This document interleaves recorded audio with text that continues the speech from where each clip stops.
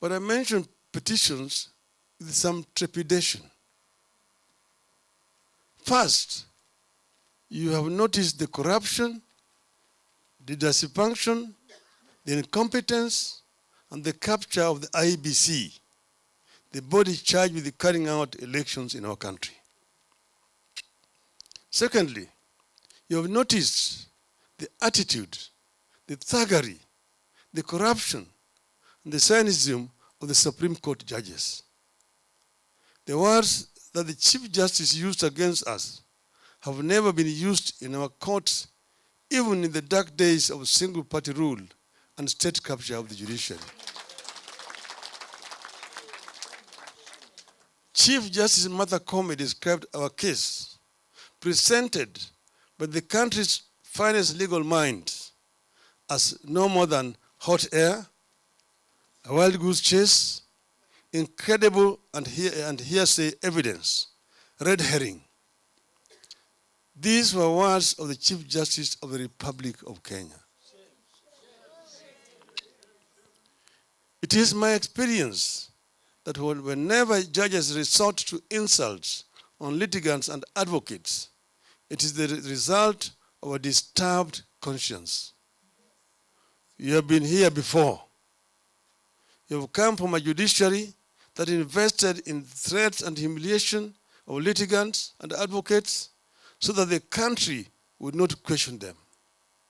That is the Supreme Court we witnessed in the presidential election case. We also have come from a judiciary that invested in intimidation.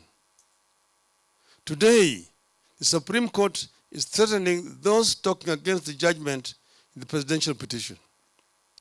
According to Madam Koome, that judgment is not supposed to be discussed by anyone, anywhere. The court registrar has already issued threats on those who have criticized the despicable judgment of the court.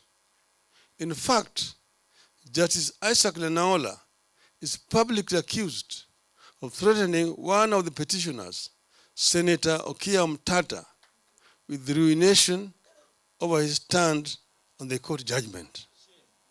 And he told Omtatah that he is not an Emormor, which is the king of the Teso. And the Chief Justice has gone out to a funeral in her village and defended the judgment even before she gives out the detailed ruling. Supreme Court is now in politics. And she said that the ruling was inspired by God. I believe it was inspired by the devil.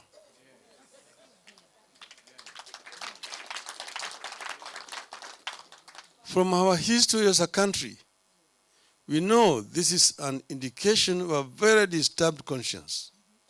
It is the evidence of a court that sold its soul. The actions of the Chief Justice are clearly sycophantic. She has demeaned the dignity of the office of Chief Justice. In less than a year, she has destroyed what her predecessors achieved in 10 years. As if this is not bad enough, there's clearly a push by the executive to own the judiciary through illegal actions that amount to bribery. That is the reason for the rush to appoint 6 judges and to allocate money to the judiciary. That is the reason for the rush by the executive to allocate specific amount of money to the judiciary. Financial allocation to institutions and state agencies is done by Parliament based on a scrutiny of budget proposals presented by the institutions. In this case, the executive has given itself that role. It is a plain attempt to capture the judiciary through bribery. How else do you say, I'm going to give the judiciary every 3 years, I'm going to increase your budget by 3 billion shillings. How do you know how much the judiciary requires this year, next year, 10 years from now?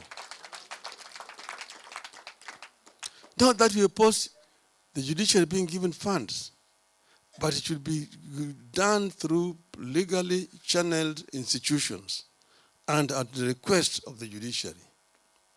As I stated throughout the campaign, we believe in the rule of law and democracy. We believe in the autonomy and independence of the judiciary and separation of powers between the three arms of government: the judiciary, the executive, and the legislature. The presidential election petition should have been a victory for the rule of law and democracy in Kenya and across Africa. Our expectation has been that every Supreme Court petition and each Supreme Court decision strengthen the rule of law and deepens democracy in our country. Today, I have fears about where Koome's ruling leaves our election and democracy now and in the future. And I'm told they're saying that, 2017, we did give them a ruling in their favor by dismissing, by nullifying election of our sitting president, and then they refused to run in the subsequent election which had been ordered by the judiciary. We did not refuse. We demanded of the IEBC to rectify those mistakes which had led to the nullification of the elections. And they refused to do so. So us participating in the subsequent election would have meant doing the same thing, the same way, expecting different results. That is the reason why we refused to participate. And it was after a lot of soul searching, and the country knows the details. But this is how it starts. We know how it will end and what the cost of it will be. In the 1960s and 70s, it started as a war against specific individuals and communities.